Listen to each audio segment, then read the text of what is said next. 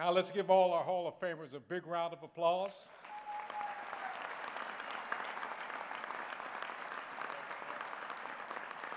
And to respond on behalf of the 2018 Hall of Fame class, please welcome Coach Mack Brown.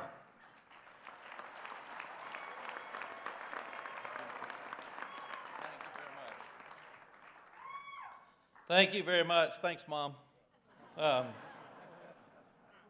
First, I'd like to say that if Christian Wilkins did not prepare for his speech, I wish I had not either.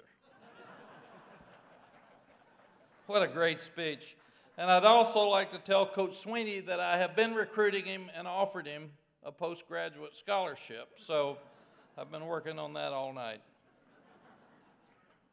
At its core, being a coach means you stir things up. You got to stir your fans up. You got to stir your coaches up. You got to stir your staff up. You got to stir your players up. And often, you have to stir yourself up. But that's what you do. At the end of that, after you stir everybody up, your job is to help young men grow. And you help those young men grow into men. You bring them in, you become an extension of their families, and your job is to help them be better prepared for life after they leave. And you can see examples of that all over the place tonight. I'm honored to soon be inducted into the College Football Hall of Fame. I'm also very appreciative that I get to speak in honor of our coaches tonight. First, we'd all like to thank our families, everybody up here, because coaches and players' families, they're really on a roller coaster. It's up and down, and coaches are gone a lot. You spend a lot more time with other people's kids sometimes than your own. And our families have been wonderful examples for us, and all of us have great families here tonight, and thank you very much.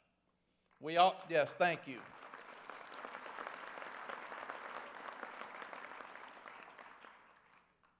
So from Coach Churchman and Coach Beamer, thank you to the families, thank you to the staffs, thank you to the many friends we have out there, but especially thank you to the players.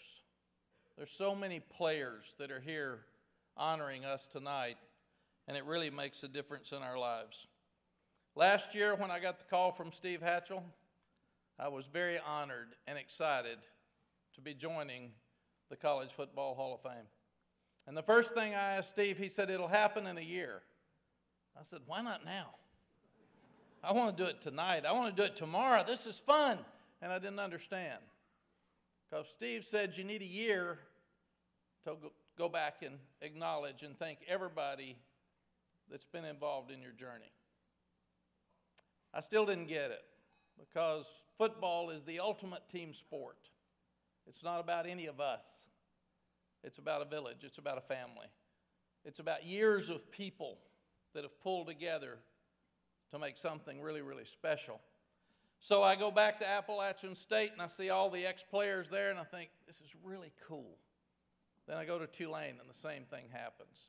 And then I go to North Carolina and the same thing happens. Then I go to Texas and all of the guys in my life and Sally's life that trusted us to come, number one.